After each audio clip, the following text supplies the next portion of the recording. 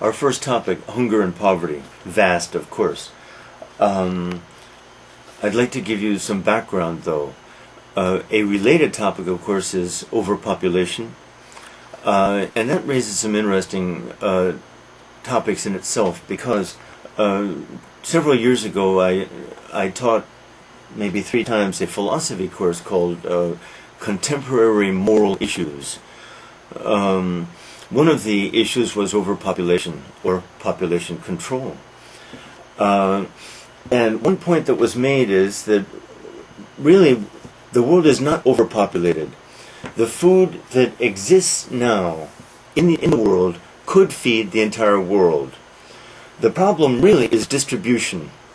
And distribution in dramatic cases is nearly impossible.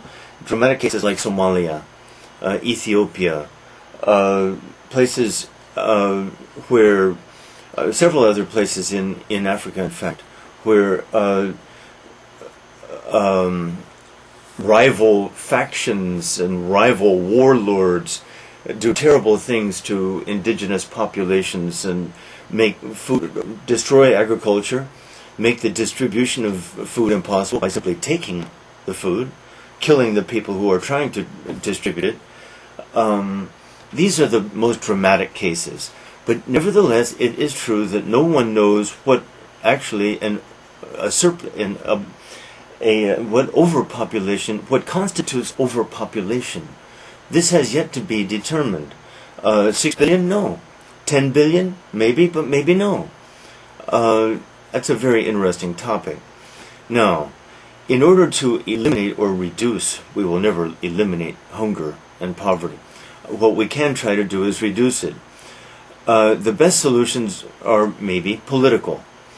That is, start with the United States now plays a role as a kind of world police monitor. And we are maligned and attacked for doing so, and to some degree, maybe rightfully so. But we have it seems to me that recently what the United States has done in Afghanistan has been mostly good. It has cost us billions and billions, and we will never get any of that money back, of course. Afghanistan will never repay us money, will never be able to repay us money. And the rest of the world won't pay us back either. So, from my point of view, what we have done in Afghanistan is mostly a very good thing for the Afghan people. What we've done in Iraq, of course, there are objections, but most Iraqis know that what we are trying to do is a good thing that will benefit many of them. And for every photograph that's been taken of prisoners in obscene sexual acts or worse, we have built schools and hospitals and helped establish democratic governments in many places of Iraq.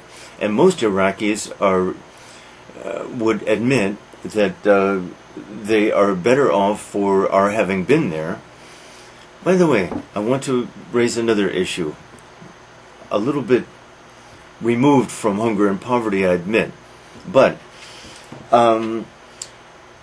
the protests, especially by Muslim governments around the Muslim world, against against these the photographs of the sexual and worse humiliations, the moral indignation of these Muslim leaders is really very hypocritical.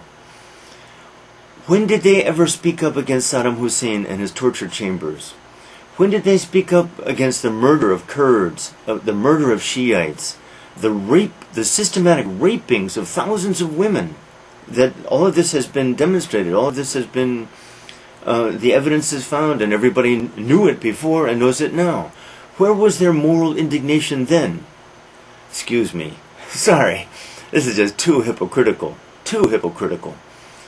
So, enough of moral indignation really from anyone. No one is in a very good position to cast the first stone. So, hunger and poverty, political solutions.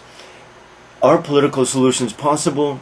I think so, but they are never pure, they are never bec pro, They are never innocent of outrages.